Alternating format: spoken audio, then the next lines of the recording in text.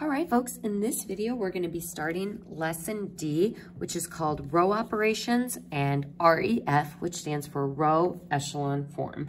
Now, in this first section, we are going to look at how we can do row operations on a matrix. And specifically, these operations are allowed when we have turned a system of equations into an augmented matrix. So an augmented matrix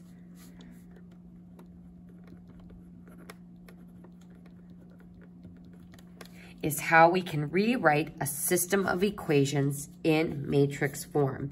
So when we do this, essentially anything that we could do with an equation, we could do with our augmented matrix. So essentially, we're going to be thinking of the rows like equations. So if we look at this first item that we are able to do, it says we can interchange any two rows. This essentially means we can reorder the equations. So if I label those equations 1 and 2, definitely doesn't matter if I switch the order of them around. Number 2, we can multiply all elements of a row by a non-zero real number. This is the same as multiplying a row by a constant. So exactly what we did to make elimination work for us in Gaussian elimination and regular elimination. Number 3, we can add a multiple of one row to any other row. This is, again, elimination.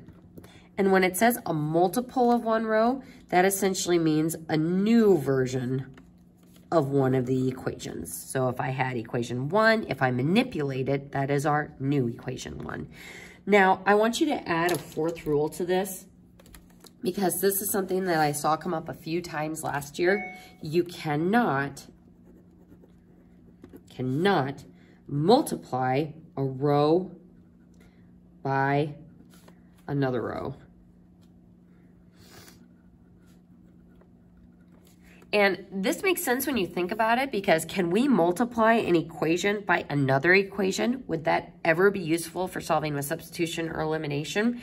No. So just like we can't multiply an equation by an equation, we can't multiply a row by a row. So we're just going to practice some basic row operations before we get into how we can use our augmented matrices for solving. So if this is matrix A, again, this is row 1. And this would be row 2. So notice that these are only row operations. We can't do anything with just the columns of the matrix. And we'll see why once we start getting into the row echelon form. So row ops only, equation operations only. So the first thing we are going to do is interchange row 1 and row 2. So I can switch those rows around.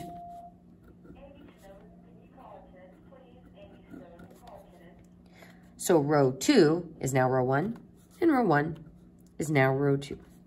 So I've switched the order around. Now, could I do this back in these problems and just switch the order of the rows in the matrix around?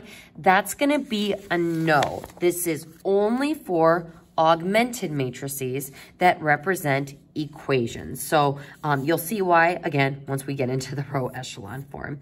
Next, we're going to replace row 1.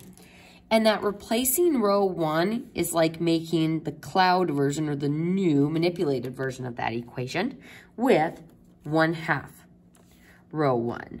So I am going to multiply row 1 by 1/2. And I'm going to write that above. So 1/2 of 2 is 1. And 1/2 of 5 is 5/2. So that was my old row 1, and I'm going to replace it with my new row 1. So this would now be 1 and 5/2, and row 2 has stayed the same.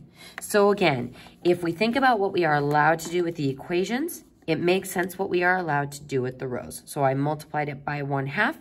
I showed my work above and replaced it in that new matrix.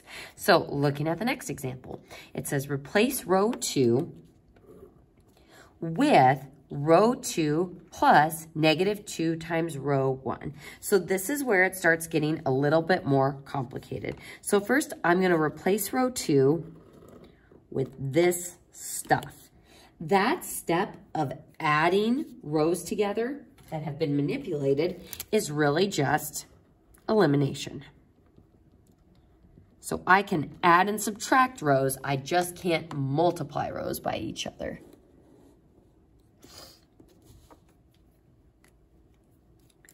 So let's go ahead and see if we can piece this apart. First, row 2 is going to be what I am replacing. So row 2 is going to get replaced with this stuff. What I want to replace it with is row 2 plus -2 times row 1. So what I'm going to do is show this work of multiplying row 1 by -2 above row 1. So -2 times 1 is -2. -2 times 0 is 0. -2 times 1 is -2. So this is what row 1 times -2 looks like. Now I want to take that new row 1, and again, if we're thinking about it like equations, this would be like my new row 1, and then we're going to add it to row 2 so that we can get that first term to cancel. So we add those together, and we're going to simultaneously replace it in that second row. So -2 plus 2 is 0, 0, and -2 is -2, -2, and -1 is -3. So it's like I eliminated that first coefficient, and I'm left with a new equation with just those two terms.